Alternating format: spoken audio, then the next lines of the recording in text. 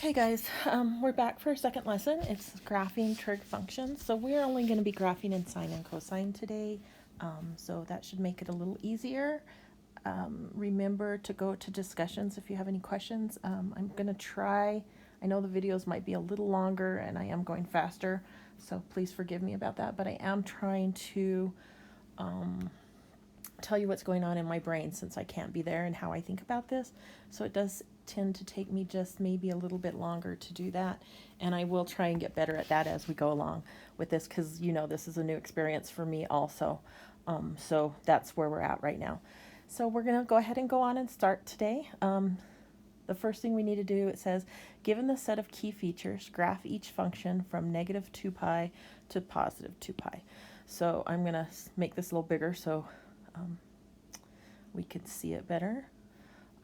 So the first thing I'm going to do is label my axes so I know where they're at. So I know that this is 0 and this is 2 pi, and that means this would be negative 2 pi.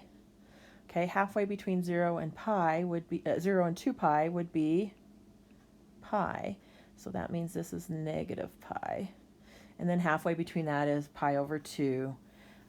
And then, right, we can figure out the in-between spots from there. So now that I have my graph labeled and I know going up and down, my x and y is just going to be 1, 2, 3, and 4. So that should be fairly easy. The y-axis is just counted by ones. And then my x-axis is counted by pi's. So now I'm going to put in as much as my information that they've given me onto my graph, so I can graph this thing. So I'm going to start with my midline. It says my midline is y equals 0. So I'm just going to draw a fairly substantial dashed line where my midline is. Okay, so I have my midline in there. Got that checked off. And my amplitude is 3. That means it has a height of 3. So to help me draw it in, I'm just going to draw a really teeny dotted line at positive 3. And because it's my amplitude, I also know that it's going to go down to negative 3. That's my height and my trough. So I'm going to just put a little dotted line down there so I know when I'm drawing it how high and how low I have to go. So then let's go ahead and put in the x-intercepts here. I think that's going to help me with my period if I have my x-intercepts in there. So I have pi over 2, 0. So if this is pi, half a pi should be here. That means negative half a pi should be there.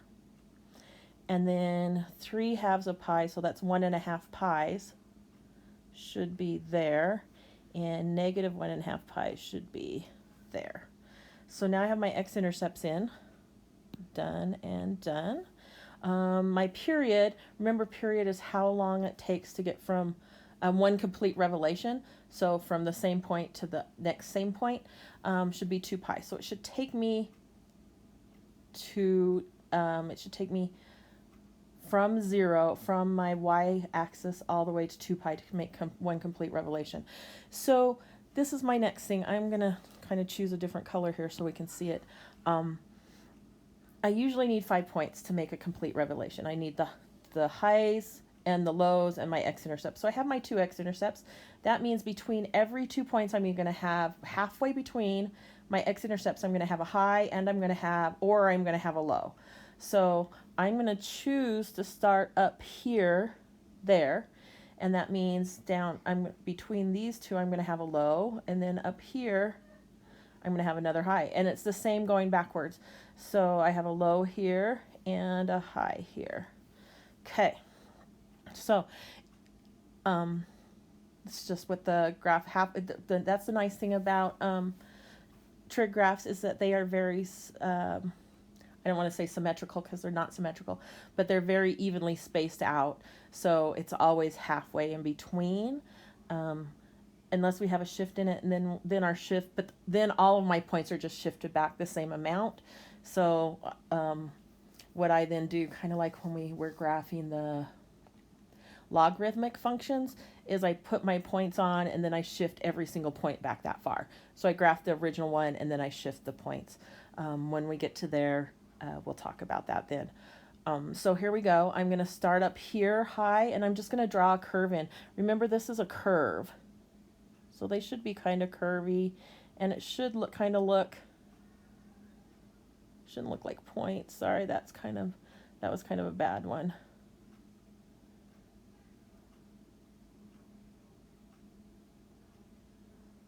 And if you look between here to here, one complete revelation, which is 2 pi. So that's my period done, checked off. So now the other thing we want to talk about is we want to write the equation for this function now that I have it drawn out, because we're going to have to write equations also. So we're going to talk about that. How do I know if this is a sine function or a cosine function? I kind of talked about that in the last lesson a little bit. If it starts or goes through 0, 0, 0, 0 is one of the x-axes, then it's a sine function. If it's not, if it starts above 0, 0, then it's a cosine function. I kind of pointed that out when we were talking about graphing last class period or last video. Don't want to say class period, this is so strange, but that's how this works. So here we go. I know that it's a cosine, and I know, so the standard form for it would be y equals a cosine of bx plus d. And d is my midline, and b is my my frequency, and a is my midline. Is my amplitude. Woo! I'm doing really good here. So I need to find all those things. I know that a, where do I want to write this? I know that a is going to equal to 3.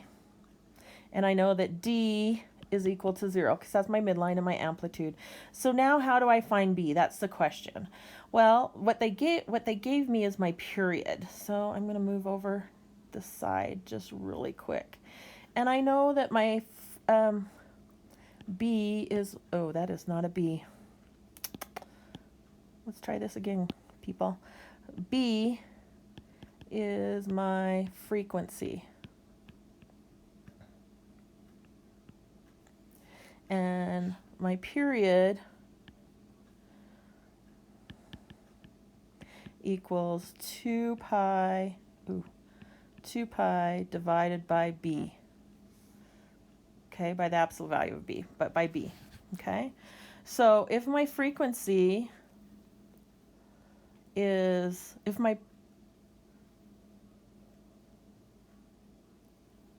so sorry, my brain is going. If my period is 2 pi, and how I find my period is doing 2 pi divided by b, I just want to find b, right? So I can say that 2 pi needs to equal 2 pi divided by b, and I can solve for that. Should be pretty easy. What is b going to equal to give me, to let 2 pi equal pi? Well, I can cross multiply and do all that, but it should be that b equals 1, right? It's the only way that I'm going to get 2 pi equaling 2 pi is if b equals 1. So when I'm writing my equation, I'm going to put everything in here. So y equals 3 cosine of x. And that's it. Done. Because I don't have to put plus 0. I don't have to put 1x. I just have to put 3 cosine of x in there. And that's it for that one. So now we're going to move on to the next one.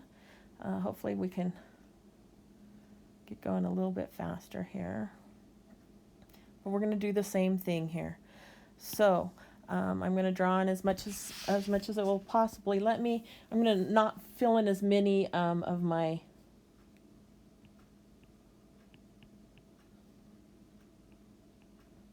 as I'm writing, I quit talking, as many as my labeling on my axes. So I'm just going to put negative 2 pi and 2 pi so I know what it is. So here I know that my minimum is negative 4. So 1, 2, 3. I'm going to draw a little dotted line here. And I know that my maximum is 0. So So my graph has to go between those two lines. And my midline is -2. So I'm going to draw that one in a little bit better. So there's my midline, okay? And I know my period is 2 pi. And that is all that they've told me. So they haven't told me where to start or anything. So I'm just going to I'm going to go ahead and do it. I know that it needs to have,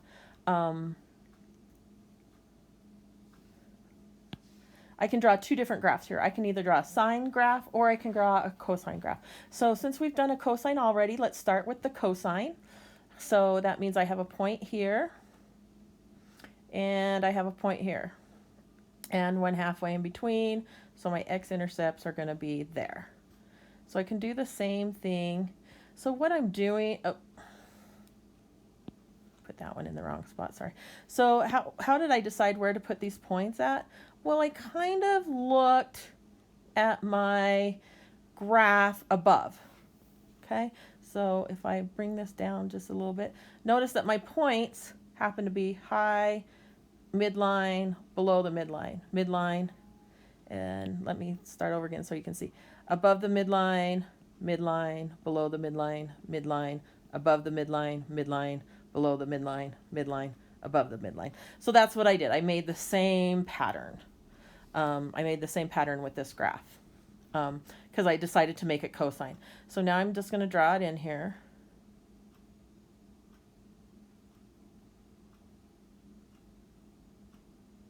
There we go.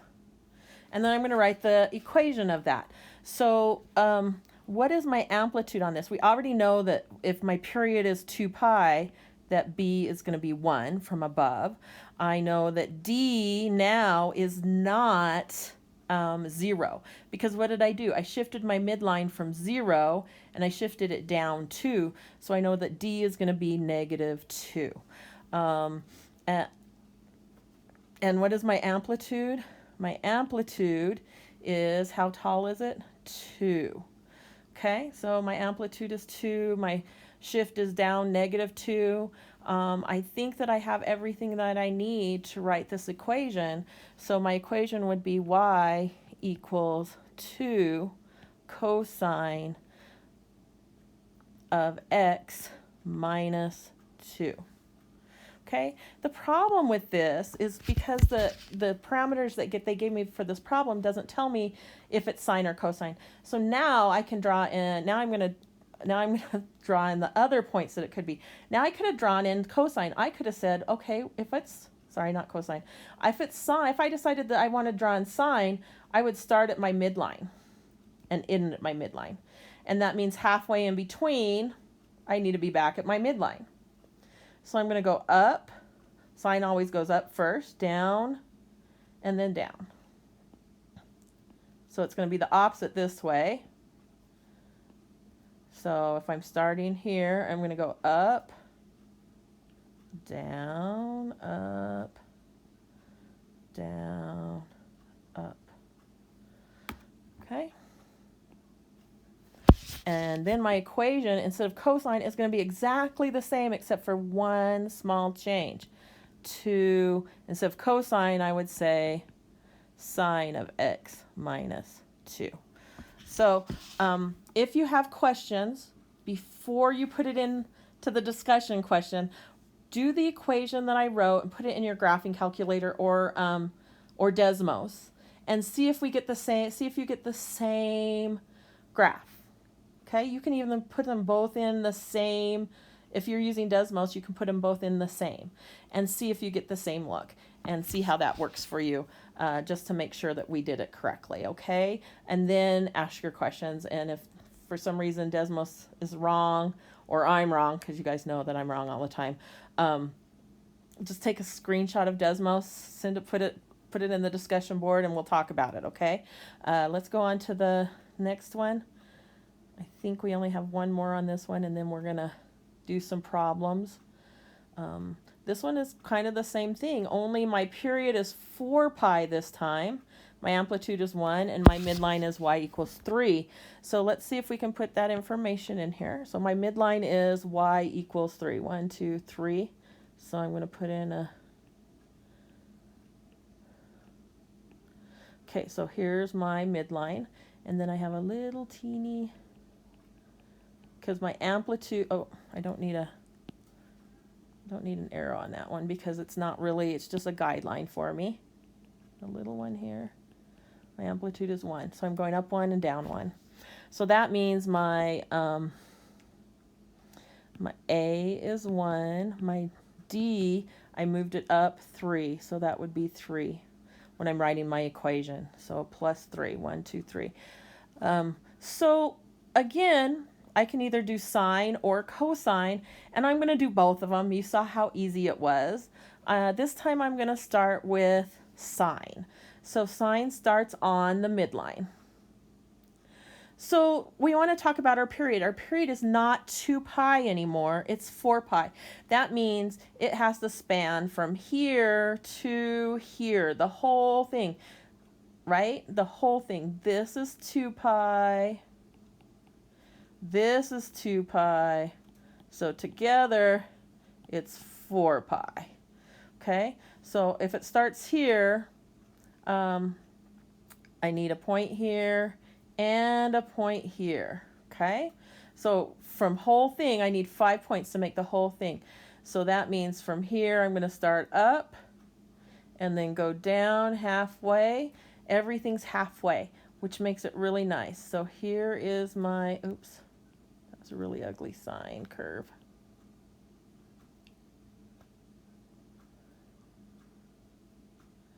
And there's my sine curve. Okay, really shaky, but there it is. We'll go ahead and write the equation for that.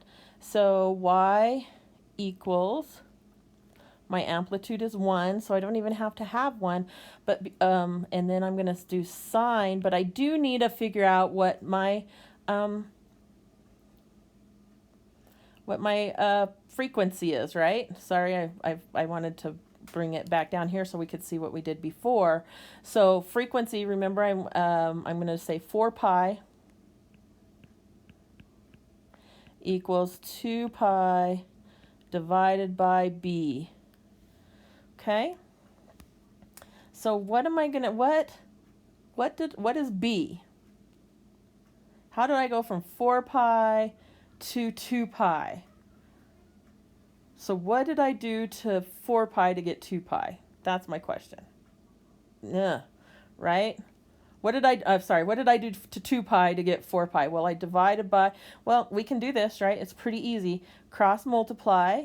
This is how I would do it. So I would do 4 pi b. Sorry, I'm writing kind of big because I made it small so I can't see. Divided by 2 pi, equals 2 pi, cross multiply, this times this equals that times that, divide by 4 pi, so b equals 1/2. Okay, well, okay. Oh, I wrote that really big. So sine equals 1/2 x plus 3.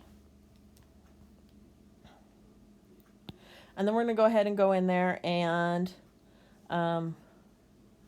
put the cosine in there. Cosine is when I start above the midline. So I'm going to start there. So that means I'm going to be here and here. And then it'll come down here. And it'll come here. So cosine looks like this. Oh, that was so ugly. And there's my cosine curve, which looks just horrible. Just want you to know.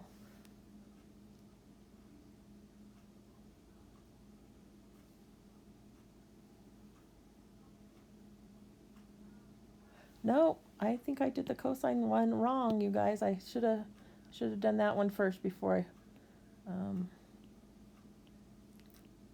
sorry. See, you guys aren't here to correct me. So I'm going to start here and here. There we go. Down there. And then the midline points. I knew I had too many points. I only needed 5. There we go.